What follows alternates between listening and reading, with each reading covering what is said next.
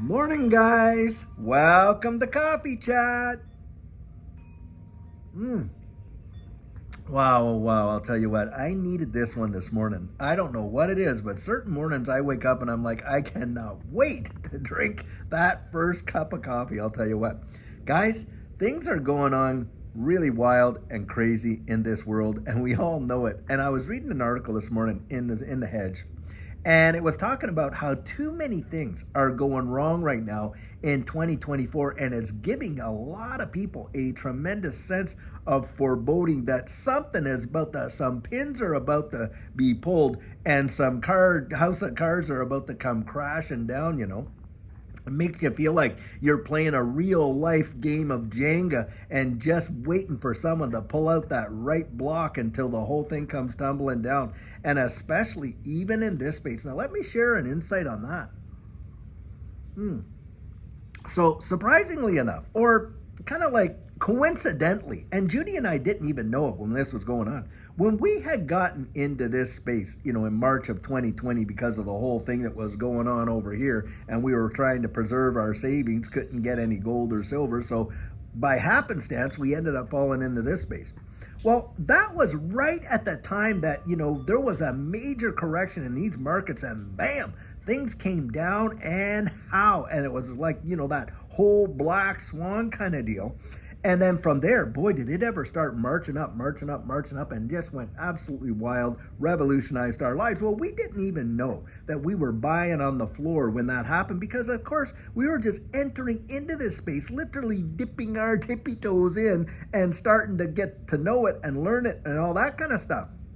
We did not realize that it was going to be one of the biggest life-changing decisions and events that we had ever experienced in our lives, but it was. Now, I think, and a lot of people are out there saying this too, that there could very well be a black swan event before we even get through Q1 here, where we could see in the wide world, not just, of course, in this space, because remember, the events back then happened to the wide world, and as a result, there was a correction practically in every market there was. It wasn't just because of this space and all the risk that's associated with that. No, it was a global black swan event that nobody really saw coming. I mean, can you imagine? Did we ever think that the whole wide world was going to get shut down? The economies were going to come to a screeching halt, and even during that time that we would see one of the biggest bull runs in history. That's what really happened. Well, guys, think about it this way.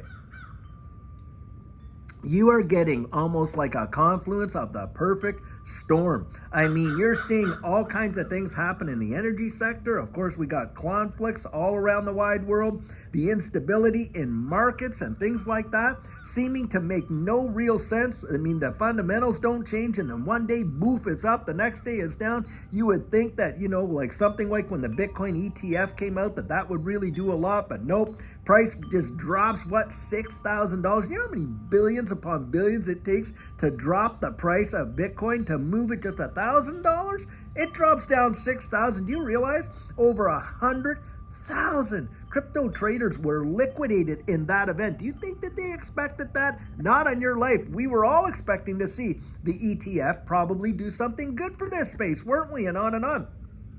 And you can just see that things are just not adding up, and there's that sense in the atmosphere. Don't you feel it? That somebody is about to literally pull some kind of trap door, and the whole wide world and everybody's just going to fall right down. And if that happens, guys, I'll tell you what, if it happens, now I'm not saying it's going to happen because we don't know for sure, but there seems to be a lot of indicators and people speculating that very well could happen.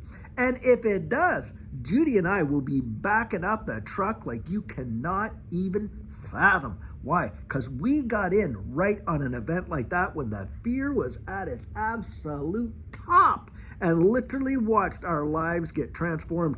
And guys, I'll tell you what, like I've said, a lot of the sentiment in this space feels and sounds so familiar to us. So familiar. For those of you, I know there's people watching this, you've already gone through what we went through. Maybe you went through more than one bull run. We've only had the one, Judy and I. But of course, it revolutionized our lives. And the proof is in the pudding. But there's people out there that have been through more than one, right? We've had 3 big cycles in this space. But 2017 and 2021 bull runs in that capacity. A lot of people, that's where they've experienced them.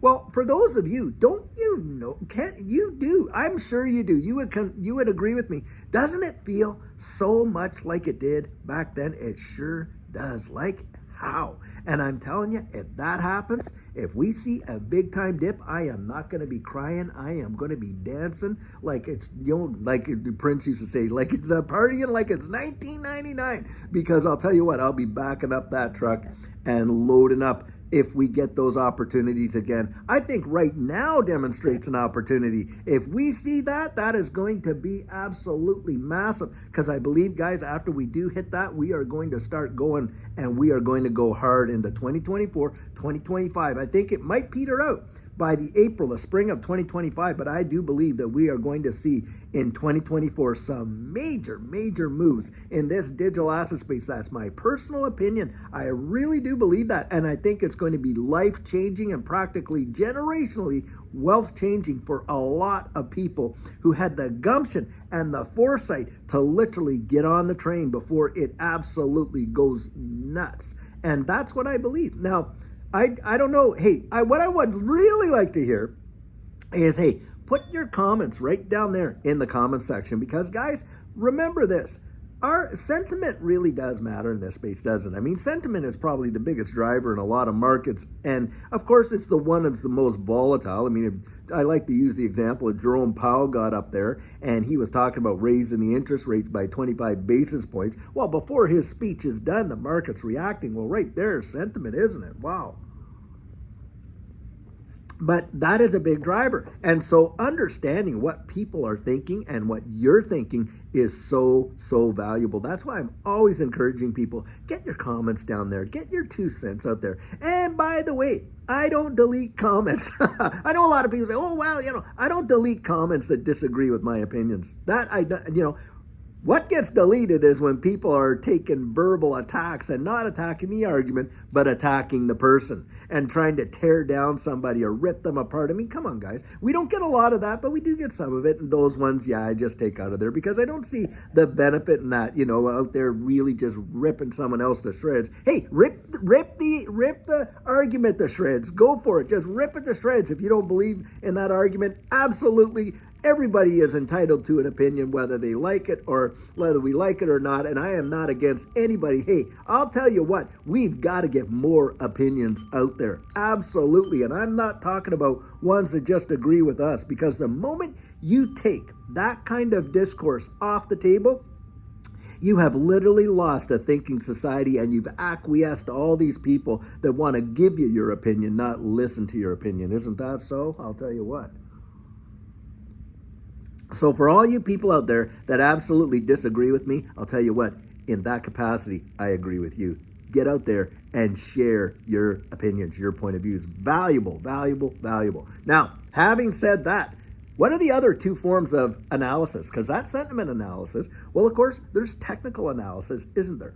And that's all theory-based. Well, a lot of TA guys are saying, look, there's some peculiar things happening here. And it's very difficult for us to say which way these things are going to go. And so they're looking at the markets, they're looking at, the environment, they're doing all this, and they're saying, it is really odd to hear them saying it. And I've heard a lot of different ones saying almost the same thing. And they're all expecting, it seems to appear, they're expecting to see some kind of a drop before we get this massive pop. Now, if that happens and some sort of global black swan event, who knows what it's going to be, happens, and we get that, I'm telling you what, for me, that is going to be opportunity. Big time. But hey, I'm out there. I'm always sharing with you. You got to build up your own risk tolerance. You got to go out there and do your own due diligence and research it for yourself. But I'll tell you, that changed our lives, and we didn't even know it, Judy and I. Can you imagine? Didn't even know it. And here we were and experienced probably one of the greatest opportunities. I mean, to get in at the bottom and practically get out at the very top, that is as rare can be. And boy, what a blessing it was in our lives, I'll tell you what. Now, the last kind of analysis, of course, is the fundamental analysis. And guys, I want you to ask yourself a question. Have the fundamentals changed in this distributed ledger technology space? No way.